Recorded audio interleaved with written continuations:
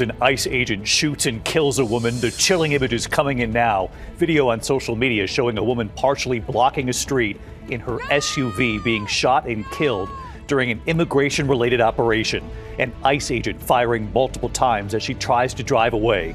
The alarming video right here tonight, the chaos that unfolded, and what Homeland Security is now claiming tonight. We're live on the scene.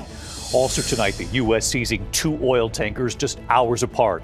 A Russian flag tanker among them, and tonight the new demand from the Kremlin now. And tonight what the Trump administration is now saying about the Venezuelan oil now in its possession. Martha Raddatz standing by with new reporting. The firestorm over Greenland growing tonight, the White House declaring Greenland should be part of the U.S. Tonight, even Republicans on the Hill now pushing back. One calling this amateur hour, saying this is absurd. Rachel Scott live at the White House. Rob Reiner's son, Nick Reiner, in court, and the major shakeup in court just moments before his arraignment on murder charges in the deaths of his parents. The scare on the runway, the passenger jet landing, several tires blowing out. The terrifying landing what passengers were forced to do. 1 year ago tonight, Los Angeles was burning. Tonight, our promise to go back and what we discovered on the very street where we reported from 1 year ago. It is extraordinary, and you'll see it right here. Tonight, the former college football star and NFL player in critical condition at this hour, badly burned in a fire, and what we've learned. The food pyramid in this country has now changed tonight. What Health Secretary Robert F. Kennedy Jr. is now telling Americans when it comes to what they eat.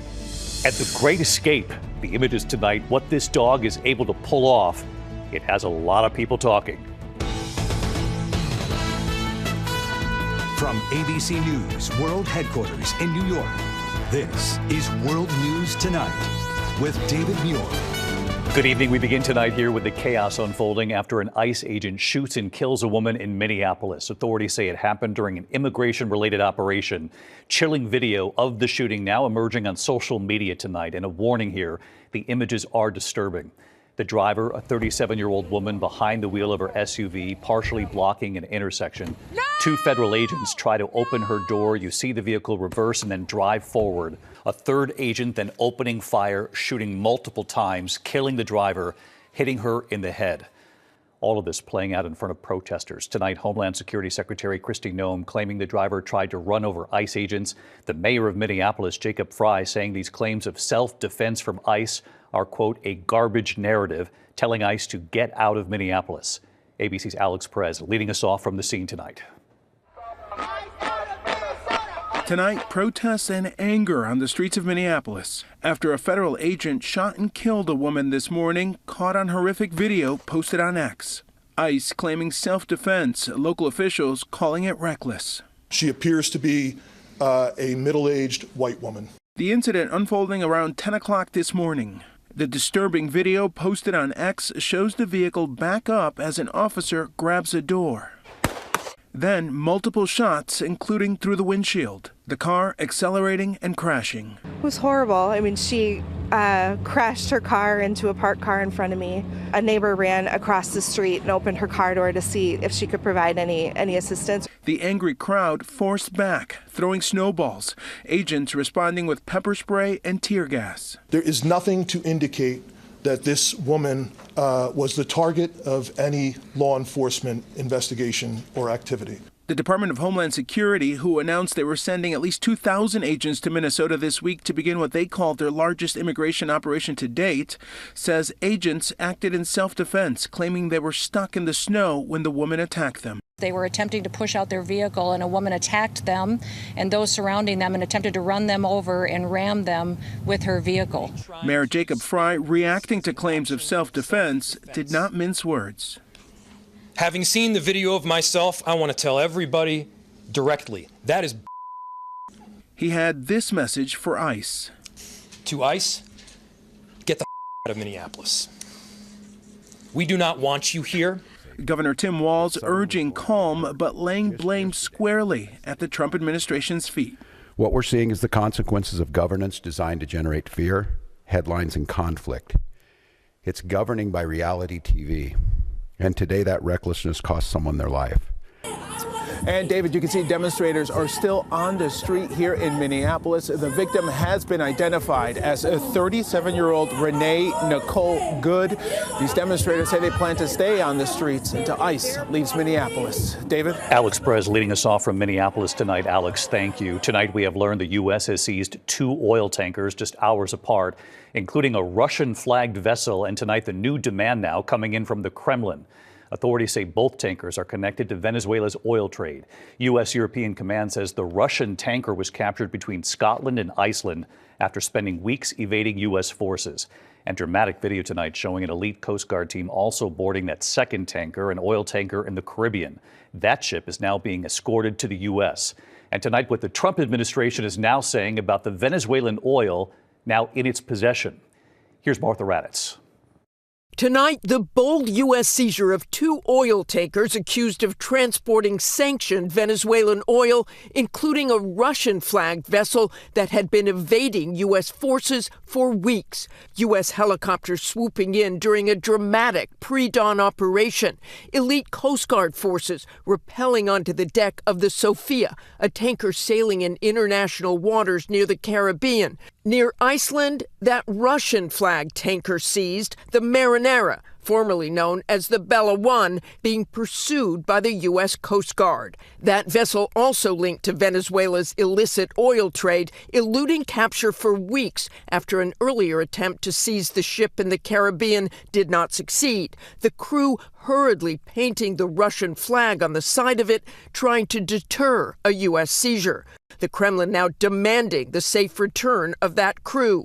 The administration insisting this is all part of a larger plan to control Venezuela. The way that we control Venezuela is we control the purse strings, we control the energy resources, and we tell the regime, you're allowed to sell the oil so long as you serve America's national interest. You're not allowed to sell it if you can't serve America's national interest. Secretary of State Marco Rubio dismissing criticism from lawmakers who accuse the administration of having no plan, today announcing a 3-phase proposal for the future of Venezuela.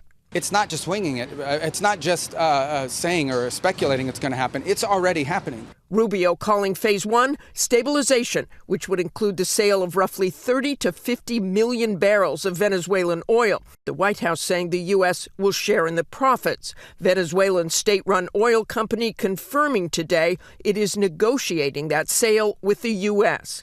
The second phase, according to Rubio, recovery, which will open up Venezuela's oil market to American companies and others. The last phase, Rubio says, is transition, though no specifics were provided. Some Democrats tonight blasting the proposal. This is an insane plan. They are talking about stealing the Venezuelan oil at gunpoint for a period of time undefined as leverage to micromanage the country. And David, tonight the world seeing those dramatic images of U.S. forces seizing those tankers, which the White House is saying will continue despite the rising tensions with Russia. David? Martha Raddatz live in Washington. Martha, thank you. Meanwhile, tonight the firestorm over Greenland is growing after the White House declared Greenland should be part of the U.S. Tonight, some key Republicans on the Hill pushing back, one senator calling this amateur hour, saying, quote, that is absurd. Secretary of State Marco Rubio now says President Trump wants to buy Greenland. So how would that work? Rachel Scott at the White House. Tonight, a growing number of Republicans denouncing the Trump administration's efforts to pressure Denmark, a NATO ally, into handing over Greenland. Republican Senator Tom Tillis attacking one of the president's top aides for declaring obviously Greenland should be part of the U.S. Turning around and making insane comments about how it is our right to have territory owned by the Kingdom of Denmark. Folks, amateur hour is over. Other Republicans criticizing the administration for refusing to rule out using the military to seize Greenland. Senator Mitch McConnell saying using force against an ally would be an especially catastrophic act of strategic self-harm to America. House Speaker Mike Johnson insists taking Greenland by force is not a possibility. I don't think anybody's seriously considering that. And in the Congress, we're certainly not. Tonight, Secretary of State Marco Rubio says what the president really wants to do is buy Greenland. That's always been the president's intent from the very beginning. Secretary of State Marco Rubio has not made it clear how the U.S. would even go about buying Greenland, but Denmark has said Greenland is not for sale, David. Rachel Scott live at the White House. Thank you. In Los Angeles tonight, a major shakeup in the case against Nick Reiner, accused of killing his parents, director Rob Reiner and Michele Reiner, in their home. Nick Reiner's high-profile attorney Alan Jackson abruptly withdrawing from the case just moments before Nick Reiner was to be arraigned on murder charges. Reiner has now been assigned public defenders. In court, Nick Reiner only spoke when agreeing to delay his plea now. His next court date is set for late February. It was 1 year ago tonight Los Angeles was burning. Homes, neighborhoods, entire communities consumed by flames. We were on the scene there for several days and promised then we would go back. Tonight, 1 year later, what we discovered on the very street where I was reporting from 1 year ago. It was 1 year ago tonight Los Angeles was on fire. When we arrived to the deadly apocalyptic scene, and this is how we came on the air. 24 hours into this, you can feel the heat, the smoke, and you certainly can see the flames over my shoulder here. Home after home continuing to burn to the ground. Fire embers sweeping down the street, the flames reaching the ocean. All this is going to be gone. We were on the ground with Cal Fire Battalion Chief Brent Pasqua. The cars here charred. The charred cars where families simply stopped and got out to escape the flames. These people who were coming down from the hills here decided to give up because the fire was encroaching? Right. The traffic was so bad they figured their chances were better getting out on foot and running the rest of the way out of here. We walked through the darkened neighborhoods there, the smoke hovering above the homes, many still crackling from the flames. An airline passenger capturing this harrowing view out his window. The sun low in the sky over Los Angeles, reflecting a new reality, the most destructive wildfires in Los Angeles history. The largest fire, the Palisades fire, and the horror it left behind. Our team at KABC with the view from above, street after street, burned to the ground. In one neighborhood, we learned of neighbors texting one another, saving them from the flames. This was the house here on the corner that began to burn, and then they alerted everyone down the street to get out of their homes because they knew it was just a matter of time before the flames jumped from house to house, which is exactly what it did. We remember the scope of the damage was difficult to put into words. The cars here in the streets incinerated what's left of sort of the burned out, charred metal frame here, just sitting on the street here. And if you look across the street, there's still some embers burning here. We would learn that many of the families who lived on this street were watching that night. That's how they knew their homes were gone.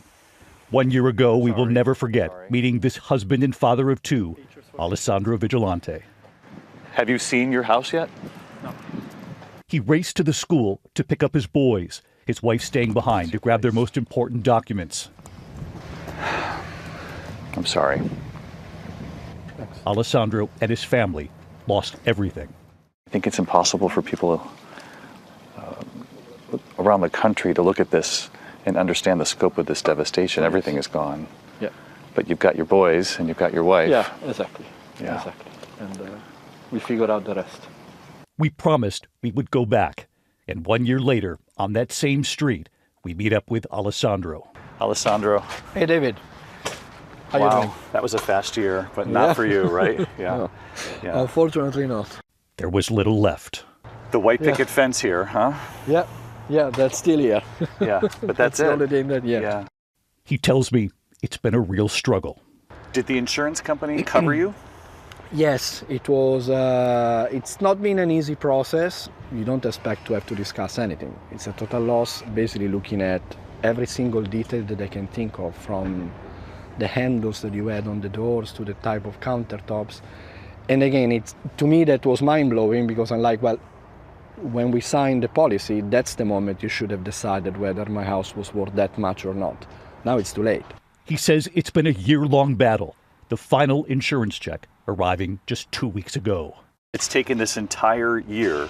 Oh, yes. To get the money, the value of the house. Literally, we had the last check like 2 weeks ago. They have decided not to rebuild. They're simply trying to sell the lot, but it's not worth what it once was. It's half of what the bank assessed the value of the lot not the house, just the lot, just 4 years ago. Half of what it was assessed at Yes. 4 years ago. Yes, just the land. That's a big loss. Oh yes, it's huge. And his is just one family story. There's Liz Jones across the street down the way, standing where her family home once stood. That charred car we showed 1 year ago, it was her daughter's. When you saw us walking past that burned out car, you knew that was your daughter's car. Yeah, absolutely. Yeah. And is that when reality set in? That 100%. So this is it. Yeah, this is it. Liz and her husband are determined to rebuild here, insurance covering it. This is where they raised their family. So where was the front door? Well, that's a great question. I'm going to guess it was like here, maybe? Yeah. And we noticed something else she's been wearing for nearly a year. A year later, you're still wearing the Palisades. Of course. The numbers are staggering here.